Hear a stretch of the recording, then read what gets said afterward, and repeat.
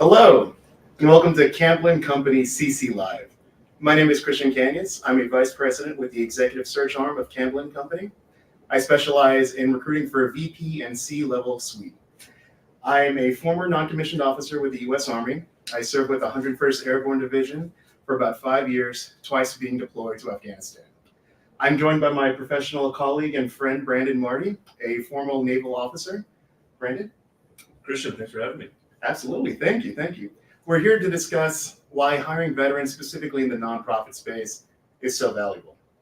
Now, this is a live event. We encourage a lot of participation from our viewers in computer land, so please ask questions. We'd love for this to be more of a conversation other than with me and Branden.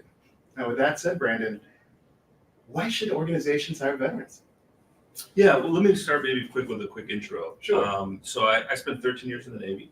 I flew helicopters. It was my main job, but I did a number of other jobs around kind of strike group administration, administrative command, as well as working with wounded, ill, and injured service members while in service. And then got out and actually spent some time in the nonprofits healthcare space, went back to the government, went to some entrepreneurial opportunities, and today I'm a consultant for a mid-tier consulting firm called Point B, but still really active as well in the nonprofit space, specifically for military and veterans. And I know we'll get the kids rank in a little bit.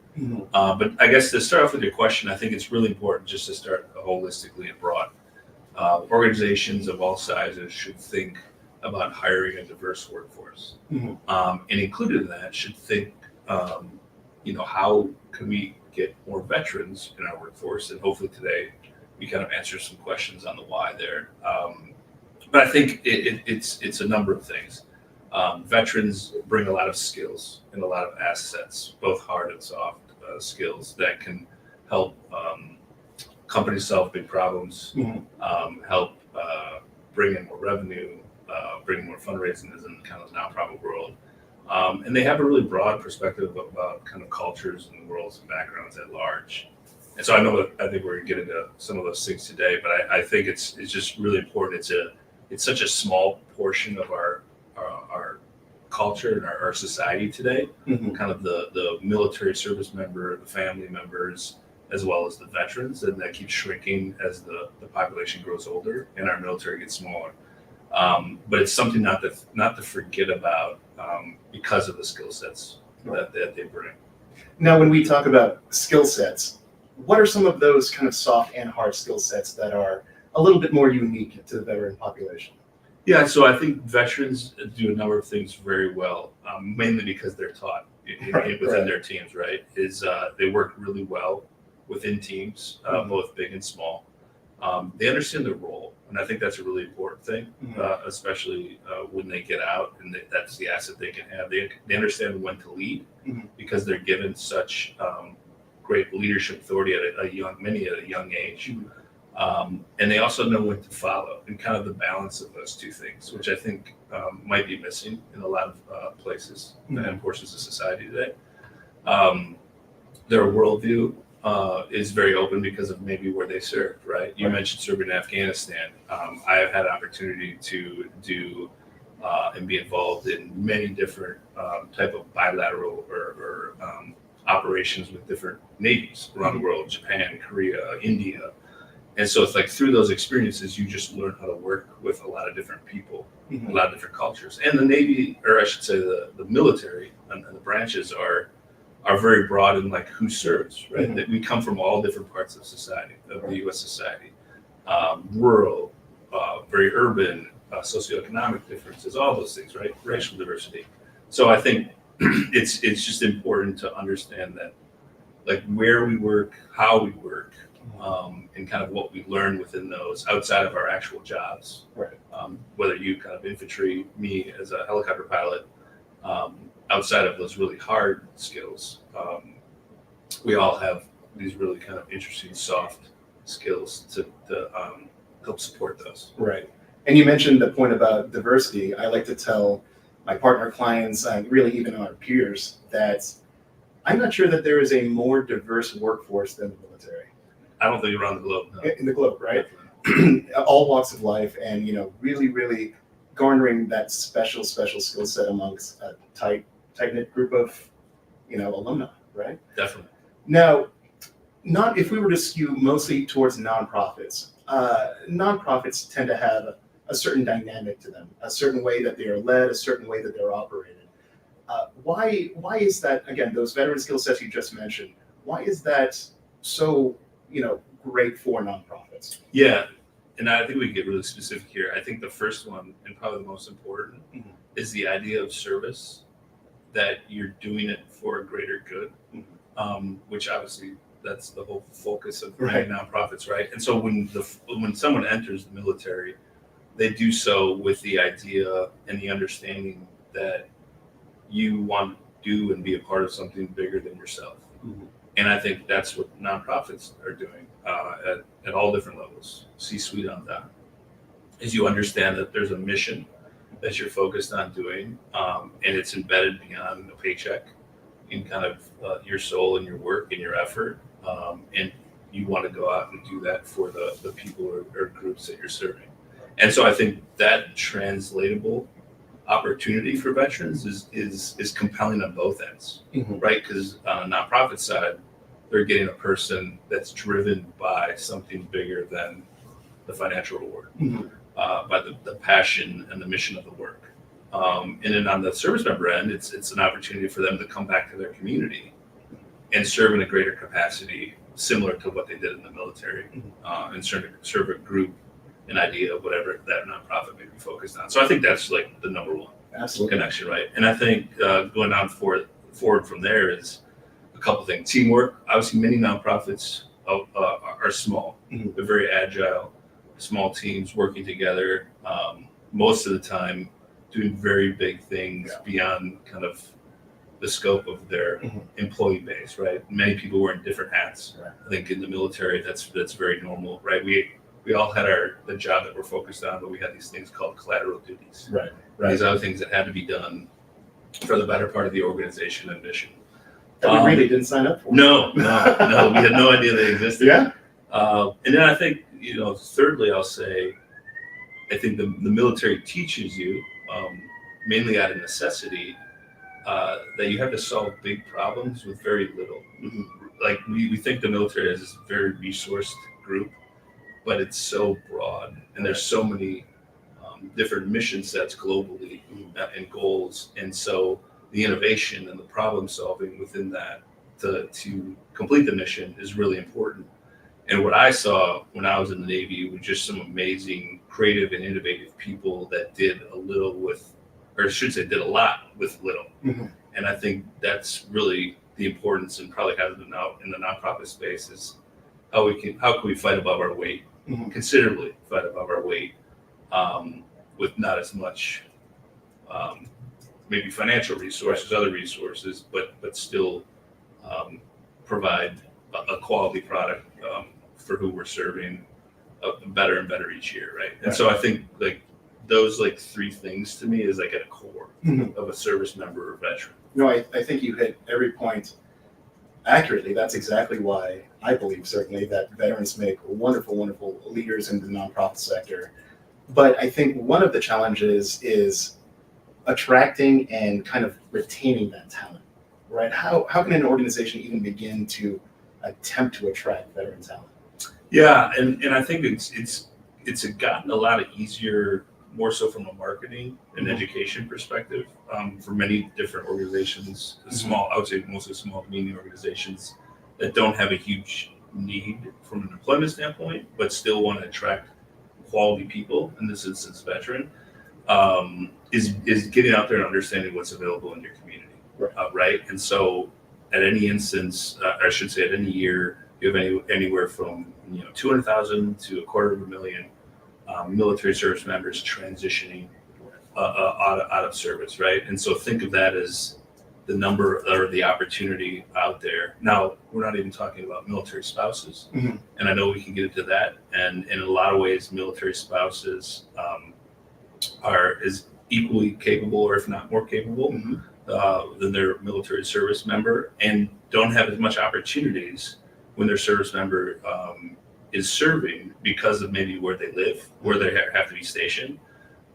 or because of other personal things that happen on deployments and things like that. So they're a lot more limited in what they can do. But actually, this is proven out by data, is spouses are actually military spouses are a lot more educated per capita than the rest of the U.S. society, U.S. population. So thinking about kind of attracting is really, you have to get your kind of name out there. You have to show what you do, why it would be a great opportunity for you to come work at our organization, right? And so by attracting talent, it's just working with the nonprofit groups, maybe the government agencies, or other firms like Campbell Company and people like yourself who have the knowledge and experience, and maybe know where to go find the veterans and get the word out. And so just finding the right resources in the right place.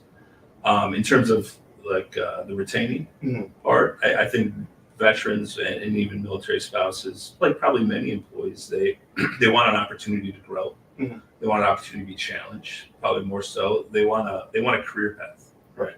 They want, like when we enter the military, there's a drawn up career path on when you start to when you hit 20 years, right?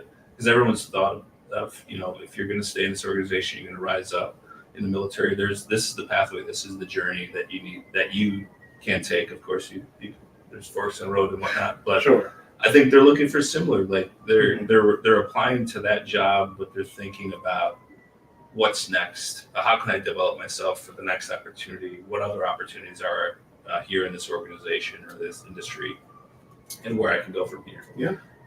So I think those two things are really important more than anything else when it comes to other benefits or other things they're looking for. They want to make an impact, no different than what they did in the service. Right.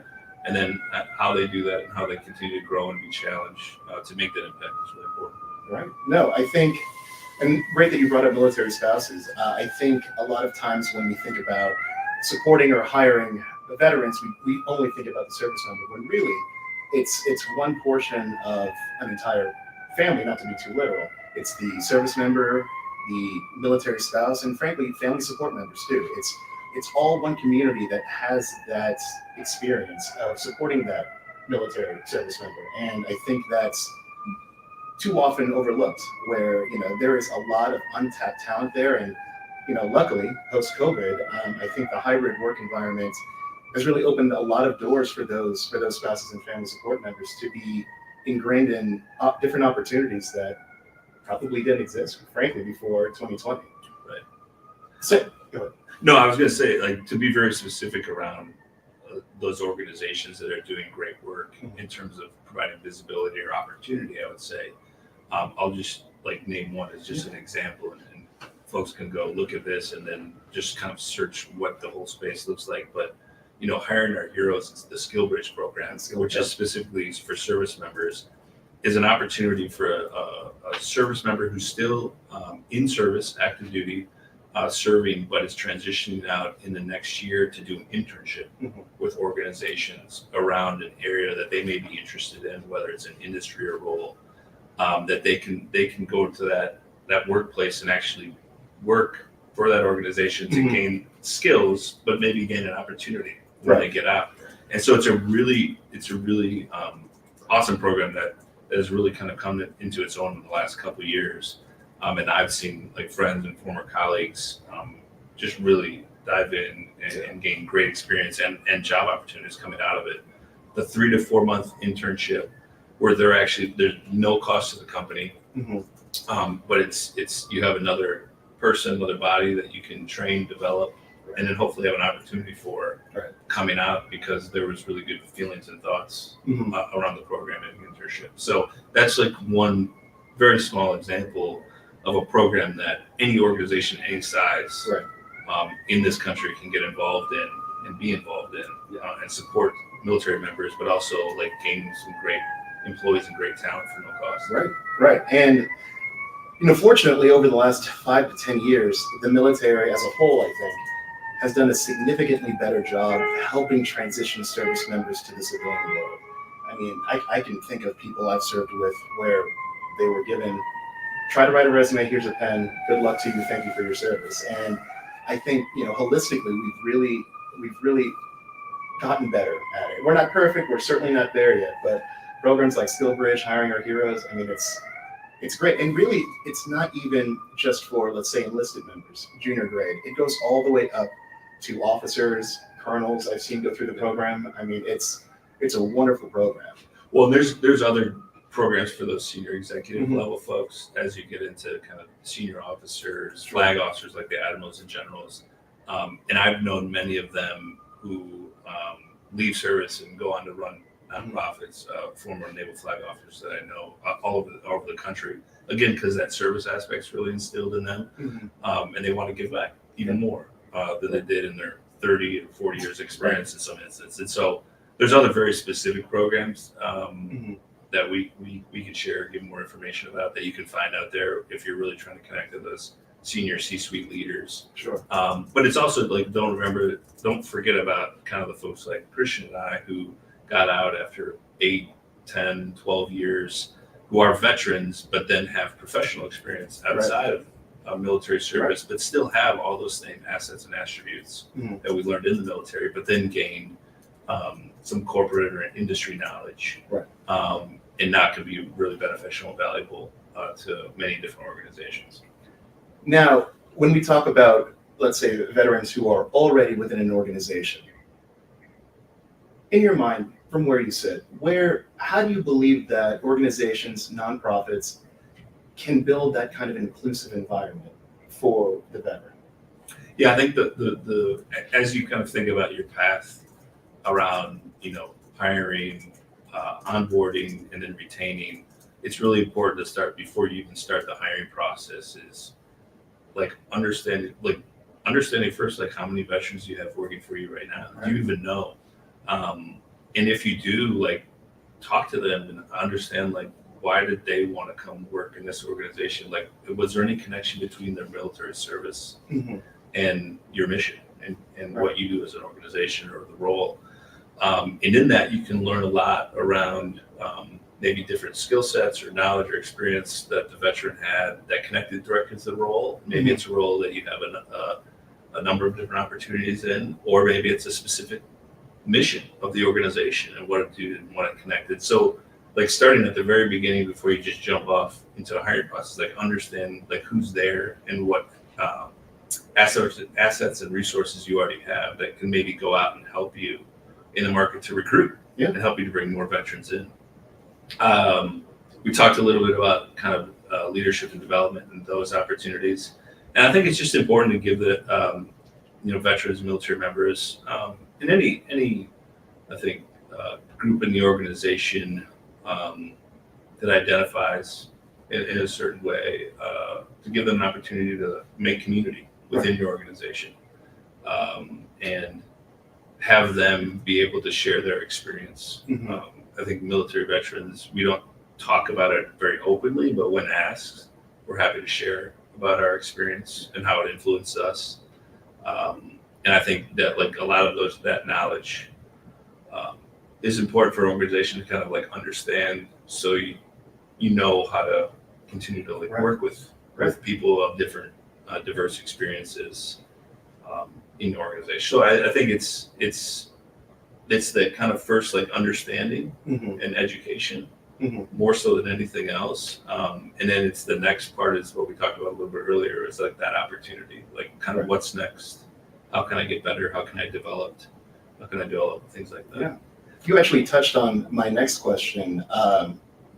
Let's talk about a little bit about the pitfalls organizations, and maybe even executive search firms that are working with organizations when it comes to recruiting and or that general dynamic of bringing, let's say, someone who is a veteran in.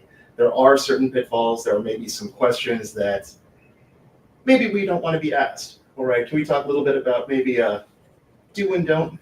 Yeah, no doubt. I think, I think it's great, like I mentioned just a minute ago, it's great to ask about your service, ask questions around, what was your favorite duty station or the favorite place you got to go and visit. It's not great to ask about, maybe what you did specifically or very specific things about like a mission you're on, right? And so I think asking about and kind of probing around the service and kind of what people enjoyed. We all kind of took different things from our service. So I think Christian and I probably appreciate our military service. I don't want me to put words in your mouth, but I think you do. No, I appreciate it. But I think some people maybe have bad taste in their mouth or don't have as good of experience. So just be careful when you're asking those type of questions. I also think, like, as you think about, veteran hiring, organizations that think about like just one role or like a very high volume role, right. With low pay or low opportunities beyond that, I think is just not a great way to go, because again, like a large diverse population in the U.S., you have just a great cross section of experiences. You're going to have people that fit leadership, C-suite roles. You're going to have people that are more in the entry level part of their career. Remember, people can enter the military at 18 after high school. Right. Sometimes 17. And sometimes 17, and then they could be out in 3 or 4 years and choose not to go to college. And what opportunities are there for them? And these are people that were responsible for, let's say, millions of dollars of equipment, or responsible for teams of people at a very young age. So I think it's just be broad, but focused in terms of your search. Don't go into it with a very limited view, because you might find there's other candidates out there that have great experience that you might miss if you're very focused. So absolutely, those would be like 2 very specific things to think about. I think that's exactly right. I think we have a question coming in from LinkedIn land. How can nonprofit organizations actively engage with military communities and networks to build awareness of job opportunities and create a more seamless transition for veterans seeking employment in the nonprofit sector? That's a big That's one. great. Yeah. There are different industry groups. So I'll start kind of at the back end. There are industry groups that are very focused and led, like I think of logistics and supply chain specifically, around going out, seeking veterans, hiring veterans, and getting them into great opportunities. We don't really have that in the nonprofit space, so you have to be a little bit more thoughtful. And again, a lot of this is, and there's not a reason I'm not being like, I don't mean to be so broad, but a lot of this has to do with like location, where like a lot of this is very local. There's many different organizations, but they may not be national that can support you. So, we sit here in Chicago, and there's a number of different organizations in Chicagoland, from like Roll Call Chicago to different student veteran association groups, right? And so there's a number of them kind of making those connections more broadly. And so they're creating the network opportunities and the networks to make those connections, whether it's nonprofit, for-profit, government, to have those to make that happen. And so I hate to like broadly put something out if you're in Charlotte or if you're in Atlanta, because it's very local. But we talked about hiring our heroes a little bit earlier. There's another organization that I just lost in my head, but it's through who does the TAPS program or no, or the GPS? Can't remember. It's not the Small Business Association, but there's another organization who runs actually the transition program for the military service members out, and you can actually get put on a list, and they will share that broadly as organizations that are military friendly. I'll think about it, and I'm sure hopefully we get on the chat if we miss you earlier. Sorry, I just lost it. But basically, they provide a list of organizations nationwide, different locations that are veteran friendly, military friendly, and the criteria is not huge, but it's that basically you have a plan, and you understand what it means to hire military veterans and spouses. And so I think good enough. I think like that's another great organization where you can get your organization visibility into like what you're doing and that you support and are looking to hire veterans. That's a great way and then more kind of, I guess, tactically using these other organizations that you have locally. Again, a lot of this can be just done on Google search, Right. like within your local sphere of your offices or where you operate. And I think the great thing is, with those cursory Google searches, even if you were to type in your city space veterans, more than a dozen usually come up with smaller organizations that tap you into the veteran community, people who are perhaps looking for a job or have a job, or, I certainly was involved with a lot of mentoring programs for veterans that were coming out of the service and who had been out for a while. Just how do you navigate the professional world? I mean, I think, not to speak for the civilians or people who aren't veterans, I should say, that's difficult for them to navigate too. I mean, there's a regiment that all military members have, and sometimes it's a little bit difficult, even years after leaving the service, to get out of. I still make my bed every morning, right? I mean, I still make my bed. My shoes are together. Routines, yeah. You keep order. You make sure your shirt's tucked in. It sounds silly, but it's those little things and those little regiments that inform the work that you do broadly, right? So I think I'm a little bit on a tangent here, but I think there is this community, and I think the veteran population, military spouses, that's a community that I don't think they ever leave, right? It's always in the back of their mind. Always part of your identity. Yeah, always part of your identity. We have another question. What skills or experiences from your service do you use in your current roles that perhaps were surprising for you? It's a good question. That is a great question. I found that I enunciate and speak more directly than I think I have before. And realize, I think, at least in my experience, knowing that we all come from a diverse background, knowing that we have to meet people at every stage of where they might be, high levels of empathy. I think there's a stereotype that service members are hard and fast and we are inflexible, when in fact it's the opposite.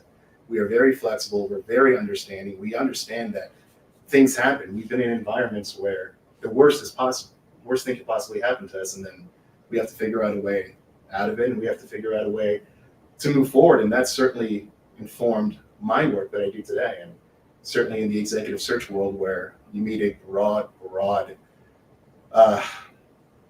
personality types, frankly. Right. What about you? Yeah, I think I guess very tactically, I'm a very bottom line upfront person. Like when I'm communicating, I usually share, especially like email or written communication, what I'm looking for in terms of the email, what actions, things like that. And I'm very concise, because I think conciseness was a big thing in the Navy. How can you get your message? Only in the Navy. Yeah, not in the Marine. Yeah. I mean, you all just you can talk complete sentences. Yeah. Totally. Okay. Sorry, there's banter between branches and never stops. But no, I think it's being very clear and concise. Like obviously, when you're a pilot, that's very important in how you communicate. I also think the leadership, I don't know if I call it techniques, but opportunities, and what I learned from the senior leaders that I worked for. And this might sound poor, but it was always talked about in the Navy, invasive leadership, and not invasive from a negative connotation, but really how can you know your people and be there and show empathy for them in the kind of the goods and bads of their life. The military itself is a lifestyle. I mean, we're around each other constantly, and for the people that I led, who again are many times right out of high school, they're just trying to understand life outside of growing up in a lot of cases. And so you're teaching them many different life skills, many of them that have so much to do with kind of personal life than it does professional life. Yeah.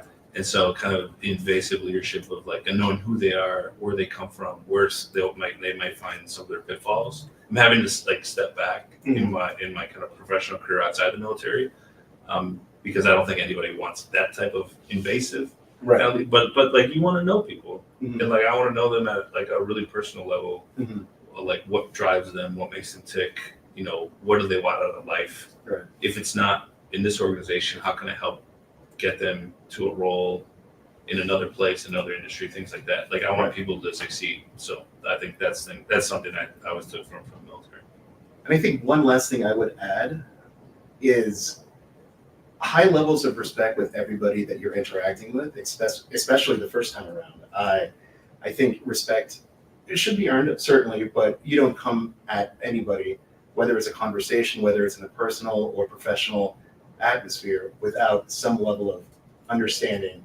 This is how we're going to approach the situation. We start high, and then we take it from there. Yeah. Right? I agree. So are there any aspects from your service that you don't have / see in civilian roles that you wish could be more present in your professional lives? Respect, sometimes, frankly, willingness to collaborate, willingness to understand that no matter what industry you're in, nonprofit, for-profit, professional service, or otherwise, that what you're attempting to accomplish together is bigger than who you are as an individual. Certainly, be mindful of things to ensure that you're being treated fairly, you're being in an equitable situation. But I think that general understanding that this is all a little bit bigger than us and we're trying to move forward together, I sometimes struggle to see that in organizations. Yeah, I think that's a good one. And I think like something I mentioned like really early on, this idea of roles. And I think people, sometimes I see it in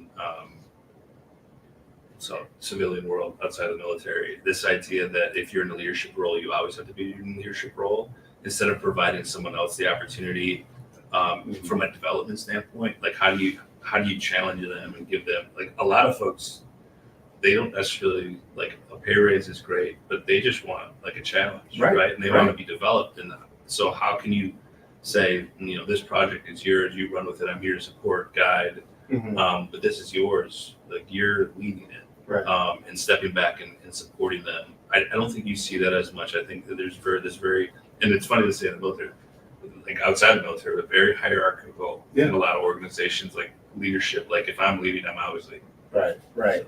And it actually touched on a good point that, in search, we constantly advise and counsel some senior leaders on what their succession plan looks like. In the military, not only do I know the job of the person above me, I know the job of the person below me, parallel to me. There is always a plan should something happen. We pray that nothing happens, of course, but sometimes some things happen. And I think a lot of organizations, to your point about leaders staying in leadership positions because they're used to being leaders, is all well and good, but I think a significant part that we see in a lot of organizations is there is not a solid succession plan for a lot of different leaders. And we've always had that. Agreed. Yeah.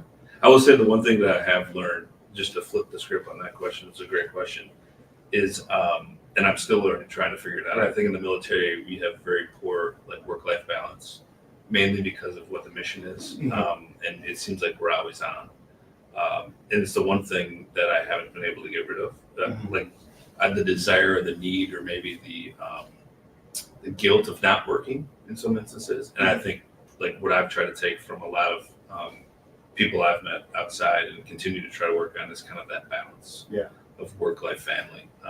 And so that's the thing I wish that the military in some instances is just not possible because of the mission. But I appreciate that from this side now. Right. So Branden, a few weeks back, I was able to attend an event for a nonprofit called Kids Rank, who you are the board president of. Great event. I frankly didn't know the organization had existed prior to us meeting and you telling me about it and the wonderful work they do. Talk to us a little bit about Kids Rank. Yeah, I've been on the board at Kids Rank since 2020, actually right before COVID. But I've known about them since they started about 11 years ago.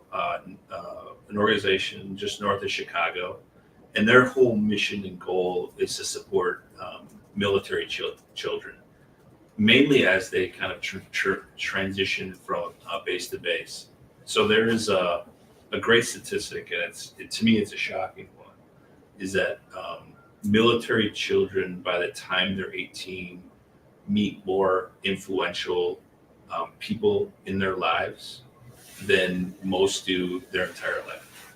So it talks about kind of the movement of military families, right? Every 2 to 3 years, they're moving from place to place, different base, different location. That service member has a new command, a new job. And it's just the structure and kind of the routine of the military, and the roles and the commands. And military kids a lot of times get forgotten about. And military spouses, as we talked about earlier, get forgotten about in terms of support, in terms of employment. But military kids just kind of go along with it. Many times they're in different communities. Our military is very different today than it was 50 years ago. There's not military schools in most places. So they're going to civilian schools, and civilian schools are trying to learn how to support these military families and military children. And so Kids Rank's there for programming for military kids, and they do that in numerous different ways. It's really from a position of building up the children, giving them a network in a home, an immediate community of other kids that now they know that are going through the same thing as them, and doing things in a community. A lot of community engagement, community and support, and they also, so that's what they do for the kids. And then the kind of the wraparound is how they can support schools, city and local services to support military kids and military families. And so I had kids when I was in the military. They were very small at the time, and so what we're trying to do is grow this organization to all bases nationally, so that we can make sure that, like, every time a kid moves with their family to a new location, they have an immediate connection point. That they know an immediate program, an immediate place of support. And so I've been, like you said, fortunate to be on the board for almost 4 years now. It's a wonderful organization, and I'm guilty of it. I mean, granted, I didn't have children in the military when I was serving, so of course I didn't think of it. But when you would hear these stories of these service members' kids and the kind of impact that Kids Rank has had on their lives, and it's so much more than an after-school program. It's not that at all. Frankly, it's this wonderful community, and they're also teaching kids real life skills, right? I mean, there was once, I think. Tell me about, did they all go to DC recently too? Yeah, so a number of them went to DC. They run a number of different programs. And again, everything's based around kind of social emotional support for the children, right? Especially after COVID as well. But what they're doing is trying to build up different skill sets. And similar, for those of you who don't know, when in the military we earn ribbons or awards. Kids Rank does the same thing. They earn ribbons for different types of skills that they develop. They have an entrepreneurship program. They have like an arts program, like just all these things that kind of connect to kids in their experience, and to help them support them through their experience, but also grow within that community and enjoy that community that they live. So, we have a question, I think. Is there a way for former military kids to connect with and support those kids through Kids Rank? Yes, go to kidsrank.org. We have a number of military children on the board who didn't join the military themselves, who kind of connect, and we have kind of an advisory group building up to help us kind of learn about what we're doing and to kind of continue the momentum of helping us grow this beyond where we are in Chicago, but regionally and then national. That's it. Great. Wonderful organization, kidsrank.org again. Branden, I want to thank you for your time. It's been a pleasure, as always. It's been great. Absolutely, absolutely. And if you want to know a little bit more information specifically around executive search, please visit campbellandcompany.com. We have an entire executive search arm that is dedicated to finding these key leaders for nonprofits. And I'll leave with this. Sorry that Army beat Navy again. Maybe Another year. Another year. Thanks so much.